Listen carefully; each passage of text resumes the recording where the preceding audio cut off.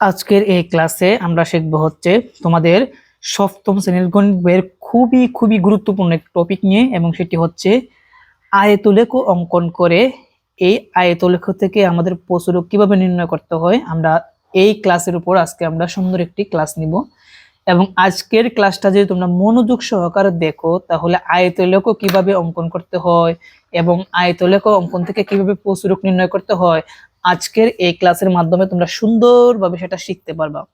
তবে একটা রিকোয়েস্ট থাকবে, সেটা হচ্ছে ভিডিওটা একটু বড় হবে ভালোভাবে বোঝানোর জন্য। তোমরা ধৈর্য সহকারে ক্লাসটি তোমরা মনোযোগ দিয়ে দেখো। তো দেখো, আমরা তোমাদের বইয়ের উদাহরণ 2টা নিলাম। উদাহরণ 2 এর মধ্যে বলছে যে একটি স্কুলের দশম শ্রেণীর 60 জন শিক্ষার্থীর ওজনের আসন্ন কিলোগ্রাম গণসংখ্যা সারণী নিচে দেওয়া হলো। এখানে যেটা সারণী দেওয়া আছে এটা হচ্ছে গণসংখ্যা সারণী। এখন গণসংখ্যা সারণী থেকে উপাত্তের আয়তলেখ আঁকো। তার মানে এই উপাত্তের সর্বপ্রথম আমাকে একটি আয়তলেখ অঙ্কন করতে হবে। তারপর আয়তলেখ থেকে প্রচুরক নির্ণয় করো, আসন্ন মান প্রচুরক নির্ণয় করো। তো সর্বপ্রথম আমাদের কাজ হচ্ছে এই উপাত্তটি দিয়ে, অর্থাৎ এই গণসংখ্যা সারণী দিয়ে আমি সর্বপ্রথম আয়তলেখ অঙ্কন করব। তো তোমাদের পরীক্ষার মধ্যে কিন্তু দুই ভাবে প্রশ্ন আসবে। একটা হচ্ছে শুধু বলবে আয়তলেখ অঙ্কন করো, অথবা এটাও বলতে পারে যে আয়তলেখ অঙ্কন করে প্রচুরক নির্ণয় করো। তো আজকের ক্লাসে আমরা দুইটাই শিখবো। সর্বপ্রথম আমরা আয়তলেখ শিখবো, তারপর এই আয়তলেখ থেকে কিভাবে প্রচুরক নির্ণয় করতে হয় এইটা আমরা শিখবো। তো আসো আমরা ক্লাসটা শুরু করি। প্রিয় শিক্ষার্থীরা, একটা কথা আমি আগেই বলে দিচ্ছি, এভাবে যখন গণসংখ্যা একটা সারণী দেওয়া থাকবে, এই সারণী থেকে আমরা যদি আয়তলেখ অঙ্কন করতে চাই, সর্বপ্রথম আমাদের দেখতে হবে এই সারণীটা বিচ্ছিন্ন সারণী নাকি অবিচ্ছিন্ন। এই জিনিসটা দেখতে হবে, খুবই গুরুত্বপূর্ণ একটা বিষয়। যদি বিচ্ছিন্ন হয় তাহলে আমাকে একটা সারণী তৈরি করে এটাকে আগে অবিচ্ছিন্ন বানাতে হবে, আর যদি অবিচ্ছিন্ন থাকে তাহলে এক্সট্রা করে আর সারণী তৈরি করতে হবে না। যদি অবিচ্ছিন্ন থাকে তাহলে বিচ্ছিন্ন, যদি অবিচ্ছিন্ন দেওয়া থাকে আমরা শুরু করে দিব, আর যদি বিচ্ছিন্ন থাকে তাহলে এটাকে আমাদের সারণী তৈরি করে আগে অবিচ্ছিন্ন সারণী বানাতে হবে। প্রিয় শিক্ষার্থীরা, এখন আমরা কিভাবে বুঝবো এটা বিচ্ছিন্ন নাকি অবিচ্ছিন্ন, তোমাদেরকে আমি শিখিয়ে দিচ্ছি। দেখো, শ্রেণী ব্যক্তি 40 থেকে 45, তো 45-এর পরের সংখ্যাটা কত? অবশ্যই 46। তো এখান থেকে 46 থেকে শুরু হওয়ার কথা ছিল, কিন্তু 45 দিয়ে কিন্তু আবার শুরু করছে। যখনই দেখবা প্রথম শ্রেণী ব্যক্তির মধ্যে যা আছে এই মানটা আবার পরবর্তী শ্রেণীতে দেওয়া আছে, তখনই বুঝবা এটা অবিচ্ছিন্ন। অবিচ্ছিন্ন কথাটার মানে কি, একটার থেকে একটা বিচ্ছিন্ন না, আলাদা না। বুঝতে পারছো বিষয়টা? তো যেহেতু এটা অবিচ্ছিন্ন, এক্সট্রা করে আর অবিচ্ছিন্ন জন্য সারণী তৈরি করতে হবে না। আমরা জাস্ট শুধু এই তথ্যগুলো ব্যবহার করে আমরা আয়তলেখটা অঙ্কন করব। আমি কি তোমাদেরকে বোঝাতে পেরেছি? যদি শ্রেণী ব্যক্তি প্রথমটা পড়বা, যেমন আছে 40 থেকে 45, যদি 46 থেকে মানে পরবর্তী সংখ্যা থেকে শুরু না হয়ে যদি এখানের যে উপাত্তরা দেওয়া থাকবে এটা যদি আবার পুনরায় এখানে দেওয়া থাকে, তখনই তোমরা বুঝবা এটা অবিচ্ছিন্ন দেওয়া আছে আর এক্সট্রা কোনো সারণী তৈরি করতে হবে না। তো আসো আমরা এখন গ্রাফস পেপারের মধ্যে আমরা এখন আয়তলেখটা অঙ্কন করি। আর গণসংখ্যা দেওয়া আছে 8, 15, 25, 10, 2, তাই না? আর শ্রেণী ব্যক্তিগত 40 থেকে 45, এর শ্রেণী ব্যক্তিগত 5। মনে রাখবা শ্রেণী ব্যক্তিগত 5, কিন্তু কারণ এটা তো অবিচ্ছিন্ন শ্রেণী ব্যক্তি, এই জন্য 40 থেকে 45 এর বিয়োগফলটাই হবে আমাদের শ্রেণী ব্যক্তি। তো 45 থেকে 40 গেলে কত হবে? 5 হবে। তো আসো এখন আমরা আয়তলেখ অঙ্কন শুরু করব। আমি একটা গ্রাফ পেপার নিলাম, সুন্দরভাবে একদম ইজি ভাবে তোমাদেরকে আমি শিখিয়ে দিব কিভাবে এই গ্রাফসটা সুন্দরভাবে পূরণ করবা। প্রিয় শিক্ষার্থীরা, একটু মনোযোগ দাও। দেখো, তুমি যদি গ্রাফস পেপারটা সুন্দর করে তুমি অঙ্কন করতে চাও, অর্থাৎ আয়তলেখ অঙ্কন করতে চাও, ফার্স্ট অফ অল তোমাকে একটা বিন্দু নিতে হবে, এক্স অক্ষ নিতে হবে আর ওয়াই অক্ষ নিতে হবে। কি বলছি? মূল বিন্দু ও, আমাদের এই নিচে থাকবে হচ্ছে এক্স অক্ষ এবং উপরের দিকে থাকবে কি ওয়াই অক্ষ। তার জন্য আগে আমাকে একটা মূল বিন্দু ও নিতে হবে। কোনটা নিবা? আমরা জানি গ্রাফসের প্রথম কোণটা, গ্রাফসের একদম আমি এদিক থেকে দেখাই তাহলে একটু বুঝতে সুবিধা হবে। দেখো, আমরা জানি এই গ্রাফসের একটা মূল বিন্দু কোণা হচ্ছে এইটা, কিন্তু তাই না? কিন্তু এই কোণার থেকে যদি আমরা শুরু করি আমরা এই জায়গার মধ্যে লিখতে পারবো না। তার জন্য তোমাদেরকে আমি বলবো তোমরা অবশ্যই উপর থেকে একটা বিন্দু নিবা। এই যে লাল কোণা আছে, এই কোণাটা আমি মূল বিন্দু নিলাম, এটা হচ্ছে কি আমার মূল বিন্দু। এখন আমরা দেখবো এই জায়গার মধ্যে কয়টার আমাদের কি আছে, রো আছে। যেমন 40 থেকে 45 এর জন্য একটা, এটার জন্য দুইটা, তিনটা, চারটা, পাঁচটা, সবসময় তিনটা বাড়াই লিখবা, বুঝতে পারছো? তাহলে কয়টা হবে? 8টা। তো আসো আমরা 8টা x অক্ষ বরাবর আমরা 8টা গড় নিই। এই বিন্দু থেকে 1 2 3 4 5 এই কালো বিন্দু পর্যন্ত হচ্ছে এক গড়, বুঝতে পারছো? এই কালো বিন্দু থেকে এই লাল বিন্দু পর্যন্ত, কোণা পর্যন্ত আরেক গড়। তাহলে কয় গড় হলো? 2 গড়, 3 গড়, এই লাল পর্যন্ত 4 গড়, 5 গড়, 6 গড়, 7 গড়, 8 গড় পর্যন্ত আমরা নিলাম। ওকে, তো যেহেতু আমরা 8 গড় পর্যন্ত নিয়েছি, কথা ছিল আমরা 5 গড় পর্যন্ত নিব, কিন্তু সবসময় তোমরা একটা বাড়াই, তিনটা বাড়াই লিখবা। এখন আসো আমরা এই বিন্দু থেকে এই বিন্দু আমরা স্কেলের সাহায্যে সেটা কি করব? যোগ করে দিব। সুন্দর করে আমরা এটা কি করে দিব? যোগ করে দিব। আমি আবার বলি, ভিডিওটা কিন্তু একটু বড় হবে। কেন বড় হবে? আমি কিন্তু ব্যাখ্যা দিয়ে সুন্দরভাবে তোমাদেরকে আমি শিখিয়ে দিব। ওকে, তো এটা হচ্ছে আমাদের মূল বিন্দু ও, আর এদিকে যে আছে এটা হচ্ছে আমাদের কি অক্ষ? এক্স অক্ষ, বুঝতে পারছি? ওকে, এখন আসো আমরা ওয়াই অক্ষ দিব। ওয়াই অক্ষ কোথায় যাবে? মূল বিন্দু থেকে উপরের দিকে। সর্বোচ্চ ঘন সংখ্যা কত আছে দেখো তো? সর্বোচ্চ ঘন সংখ্যা হচ্ছে কত? 25 আছে, তাই না? তো যেহেতু সর্বোচ্চ 25 আছে, আমরা কিছু বাড়াই লিখবো, 5-10 বাড়াই লিখবো। তাহলে আমরা 30 পর্যন্ত লিখবো। হ্যাঁ, 30 পর্যন্ত লিখবো ওয়াই অক্ষ বরাবর। তো আমাদের মূল বিন্দু এখান থেকে এখানে যে কালো বিন্দুটা আছে এখানে হচ্ছে 5, বুঝতে পারছো বিষয়টা? আমি তোমাদেরকে আমি আবার দেখাই। এই মূল বিন্দু থেকে এই কালো পর্যন্ত হচ্ছে 5, এই পর্যন্ত হচ্ছে 10, তারপরে এখানে হচ্ছে 15, 20, 25, এই লাল পর্যন্ত কত? 30। আমরা 30 পর্যন্ত নিব, বলছিলাম না 30 পর্যন্ত নিব, একটু 5 বাড়াই লিখছি। এখন আমরা এই বিন্দু আমরা স্থাপন করে দিই, মানে যোগ করে দিই। ওকে, তো এটা হচ্ছে কি আমাদের কি অক্ষ? আমাদের ওয়াই অক্ষ। এটা হচ্ছে আমাদের ওয়াই অক্ষ। ওকে, এখন আসো আমরা মানগুলা বসাবো। আগে আমরা ঘনসংখ্যার যে উপরটা আছে এটার মধ্যে আমরা মানগুলা বসাই দিই। আচ্ছা, এখান থেকে এই কালো পর্যন্ত কত বলছিলাম? 5। কিভাবে 5? দেখো, এক ছোট ছোট ঘর আছে, ক্ষুদ্রতম বর্গ এখান থেকে এই পর্যন্ত হচ্ছে 1 2 3 4 5। এখানে আমরা 5 দিব। এই লাল পর্যন্ত কত হবে? 10। এই কালো বিন্দু পর্যন্ত কত হবে? 15। তারপর কত হবে? 20, 25, এন্ড লাস্টে হচ্ছে কত? 30। এগুলো আমরা কি লিখছি বলো তো? আমরা এগুলা লিখছি হচ্ছে তোমাদের, এগুলা কি লিখছি আমরা?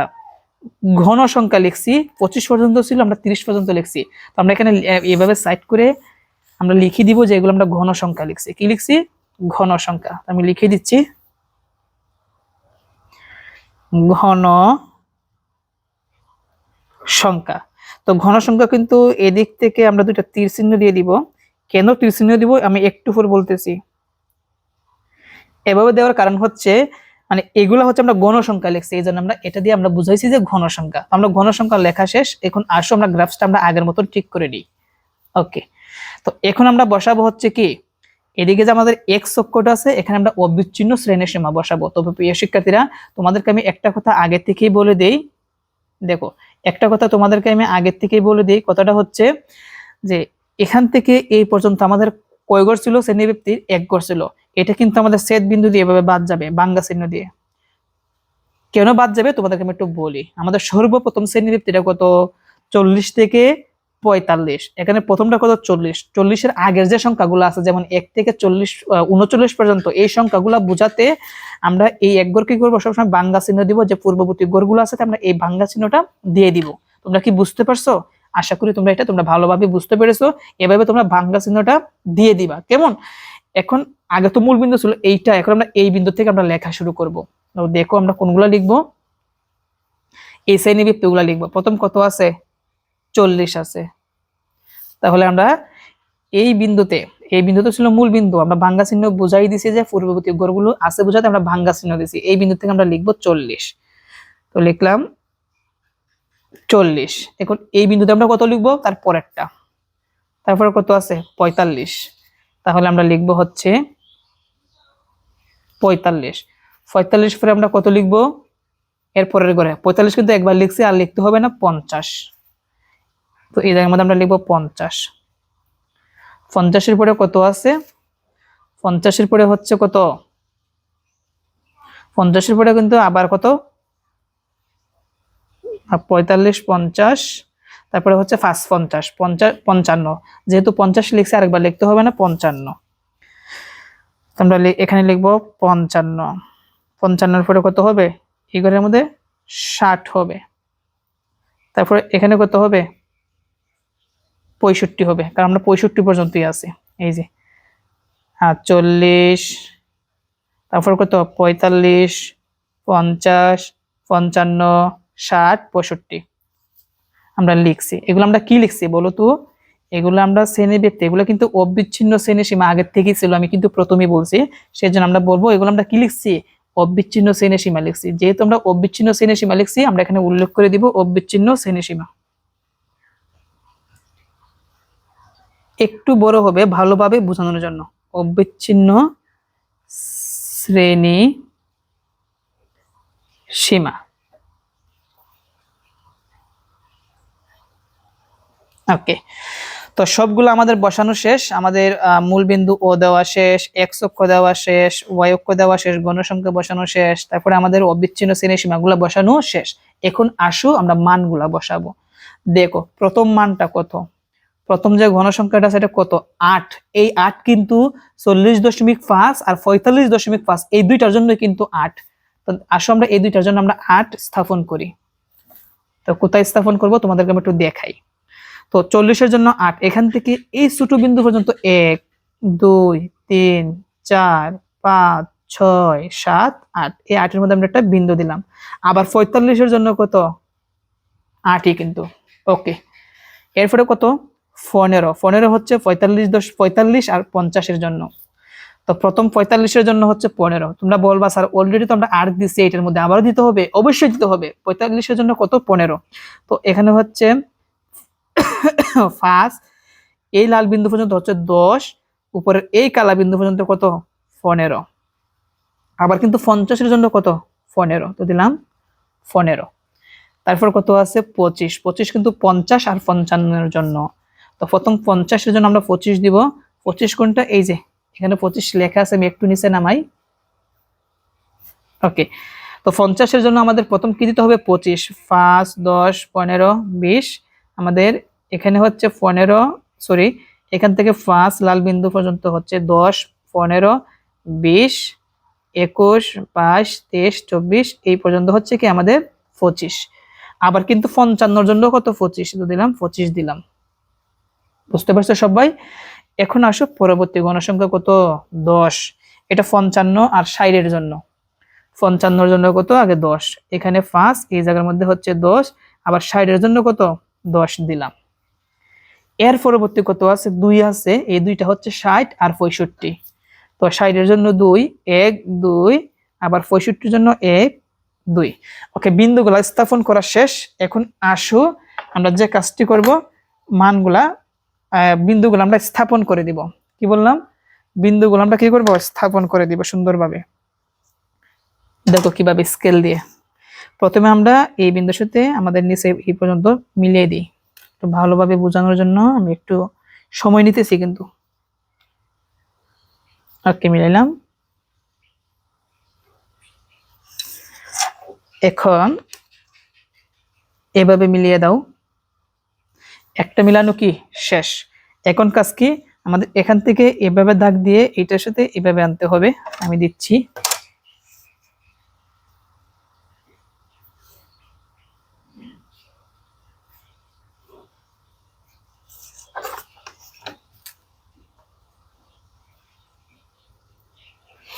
দুইটা শেষ। তারপরে হচ্ছে আমাদের এই বিন্দু থেকে নিচে মিলাতে হবে, আবার এখান থেকে নিচ পর্যন্ত মিলাতে হবে। মনে রাখবা এখান থেকে কিন্তু আবার এই পাশে একটা গেছে।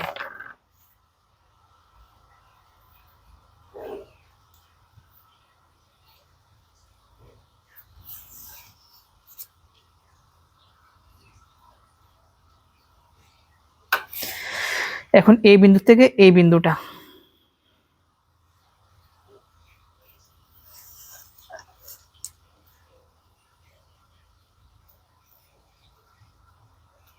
তারপর 2 এই বিন্দু থেকে এই বিন্দু,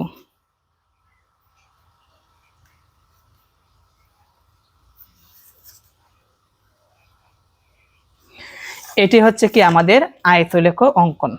দেখছো আমরা সহজভাবে কিন্তু আয়তলেখ অঙ্কনটা করে ফেলছি। যদি পরীক্ষার মধ্যে তোমার প্রশ্নের মধ্যে আসে যে গণসংখ্যা সারণী হতে একটি আয়তলেখ অঙ্কন করো, এই পর্যন্ত দিলে কিন্তু আমাদের আয়তলেখ অঙ্কন শেষ। এখন তুমি চাইলে তোমাদের যে পেন্সিল, তুমি কিন্তু কলম দিয়ে অঙ্কন করবা না, অবশ্যই পেন্সিল দিয়ে অঙ্কন করবা পরীক্ষার মধ্যে। আমি আমি যদি পেন্সিল দিয়ে অঙ্কন করি এগুলা দেখা যাবে না, এই জন্য আমি পেন্সিল কলম দিয়ে করছি। এখন এগুলা এভাবে কালো কালো দিয়ে এভাবে ভরাট করে দিবা। তোমাদের যে পেন্সিলটা আছে পেন্সিলটা দিয়ে এভাবে এই গোলগুলো এভাবে কি করবা, ভরাট করে দিবা। বুঝতে পারছো? আমি ভরাট করলাম না, সময় কম, তোমরা নিজেরা নিজেরা ভরাট করে দিবা। আমি একটা ভরাট করে দেখাচ্ছি, যেমন এইটা এইভাবে তোমরা ভরাট করে দিবা। আগে সাইড গুলা দিবা, কি বলছি, আগে সাইড গুলা দিবা। সাইড গুলা দেওয়ার পর স্কেলটা এভাবে একটু নিচে না বাবা নামাইয়া এভাবে দিয়ে দিবা, দেখবা তাড়াতাড়ি হবে। কোনো অংশ যেমন ফাঁকা না থাকে এমন ভাবে দিবা। তো এভাবে কিন্তু প্রত্যেকটা তোমরা দিয়ে দিবা যখন ঘনসংখ্যা আয়তলেখ অঙ্কন করতে বলবে। তো এটা হচ্ছে আমাদের আয়তলেখ অঙ্কন। আশা করি আয়তলেখ অঙ্কনটা তোমরা ভালোভাবে বুঝতে পারছো। দেখো প্রশ্নের মধ্যে কিন্তু আরেকটা কথা উল্লেখ করছে যে এবং আয়তলেখ থেকে ফসুরক নির্ণয় করো। এখন আসো আমরা ফসুরকটা নির্ণয় করি। এই যে আমরা আয়তলেখটা অঙ্কন করছি এটার কিন্তু একটা বিবরণ আছে, বিবরণটা আমি লাস্টে বলবো। আগে আসো আমরা ফসুরকটা নির্ণয় করি। এখন ফসুরকটা কিভাবে নির্ণয় করবা, একদম সহজ, দেখো কিভাবে। লক্ষ্য রাখো, এখন আমরা ফসুরকটা নির্ণয় করব এই আয়তলেখের মধ্যে। তো আয়তলেখের মধ্যে তুমি যদি ফসুরক নির্ণয় করতে চাও তাহলে কিভাবে নির্ণয় করবা একটু বলে দিচ্ছি। সর্বোচ্চ যে আমাদের যে ঘন সংখ্যাটা ছিল, এই যে লম্বাটা, এটা হচ্ছে সর্বোচ্চটা কিন্তু সবচেয়ে বড়। এটা হচ্ছে কি সবচেয়ে বড়। যেখানে দেখবা সবচেয়ে বড়টা আছে, সবচেয়ে বড়টার মধ্যে যে আমাদের যে এখানে কৌণিক বিন্দু আছে, এই কৌণিক বিন্দুটা আর এই পাশের এই কৌণিক বিন্দুটা, এই দুই কৌণিক বিন্দুর মধ্যে প্রথম যে কৌণিক বিন্দুটা আছে এইটা আমাদের এই বরাবর এসে এই কৌণিক বিন্দুর সাথে লেগে যাবে। আবার এইটা, এই কৌণিক বিন্দুটা আমাদের এভাবে বরাবর এসে এদিকের এই কৌণিক বিন্দুর সাথে মিলে যাবে। আসো আমরা মিলাই, দেখো আমরা কিভাবে মিলাই। প্রথমে আমরা কোনটা মিল করব, আমাদের এই কৌণিক বিন্দু থেকে আমরা এই কৌণিক বিন্দুটা আমরা কি করব, মিল করব। তোমরা একটু ভালোভাবে দেখো, আমি মিলাইতেছি।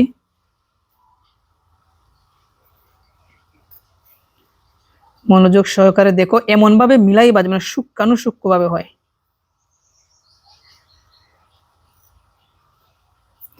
ওকে, আমি কিন্তু মিলাইছি। এই কৌণিক বিন্দু থেকে আমরা এই জায়গার কৌণিক বিন্দু মিলাইছি। এখন আমরা কোনটা মিলাবো, এই কৌণিক বিন্দু থেকে এই কৌণিক বিন্দুটা আমরা মিল করব।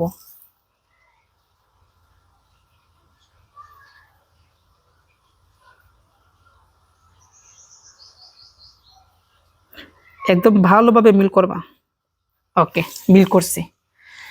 তো আমরা কিন্তু দুইটা কৌণিক বিন্দু কিন্তু মিলিয়ে দিয়েছি। এখন আমাদের কাজ কি, আমাদের এই ছেদ বিন্দুটা আর এই দুইটা ছেদ বিন্দু যে আমরা আর এইভাবে দিছি, এই ছেদ বিন্দু আর এইটার মধ্যে, মানে এই দুইটা আর এইভাবে যে দাগ দিছি, দাগের মধ্যে ছেদ বিন্দুটা হচ্ছে এইটা।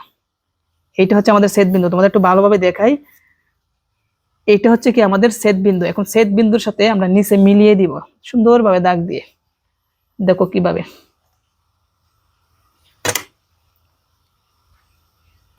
স্কেলটা হাতে নিবা, স্কেলটা হাতে নেওয়ার পরে ছেদ বিন্দুটা এভাবে মিল করবা। ওকে, আমি মিল করছি। করার পর আমরা সুন্দরভাবে ছেদ বিন্দু থেকে আমরা নিচ পর্যন্ত আমাদের যে এক্স অক্ষের যে দাগটা ছিল এই দাগের মধ্যে আমরা লাগিয়ে দিছি। লাগানোর পর এই জায়গার মধ্যে এসে ছেদ করছে, তাই না? এটা কত নাম্বার? এটা যদি 50 হয়, আমরা শ্রেণী ব্যক্তিগত তোমাদেরকে আরেকটা জিনিস শিখাই দিই, অনেকে পেস লাগাই দিতে পারো। তো এখানে 40 থেকে 45 এর শ্রেণী ব্যক্তিগত অবশ্যই 5, কারণ যেহেতু এটা অবিচ্ছিন্ন শ্রেণী ব্যক্তি, 45 থেকে 40 গেলে কত হবে, 5 হবে। যেহেতু 5 হবে, আমরা কিন্তু এদিকে যে অক্ষরটা আছে মূলবিন্দু ও থেকে একদম এই পর্যন্ত আমরা ছোট ছোট এক ঘরকে 1 ধরছি, 2 ধরছি, 3 ধরছি, 4, এই পর্যন্ত হচ্ছে 5, তাই না? তো এটা যদি 50 হয়, এখানে কত হবে, 51, এইটা কত হবে, 52। তার মানে আমাদের ফসুরকটা কত হবে, 52 হবে। তোমরা কি বুঝতে পারছো? সহজ না বিষয়টা? তাহলে আমরা প্রচুরক হচ্ছে 52, এটা এটা হচ্ছে আমাদের প্রচুরক। আমরা 52টা কিভাবে লিখে দিই, এভাবে 5 দিয়ে 2। আমরা এটা একটা তীরের মাধ্যমে বুঝাই, তীর চিহ্ন দিয়ে বুঝাই দেই।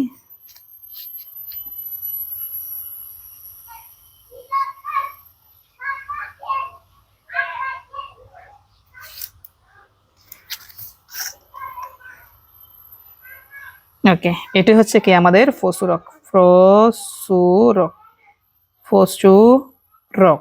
তো তোমরা একটা কাজ করবা, এই অবিচ্ছিন্ন শ্রেণী সীমা একটু নিচে লিখবা, তাহলে লিখতে সুবিধা হবে।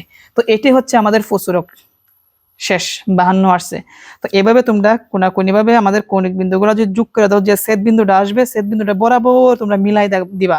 দেওয়ার পর যেখানে মিলবে তারপর দেখবা শ্রেণীবৃত্তি যদি 5 হয় তাহলে এখান থেকে এখানে হচ্ছে 1, এই জায়গার মধ্যে হচ্ছে 1, তাহলে কত 2, 50, 51, 52 হবে।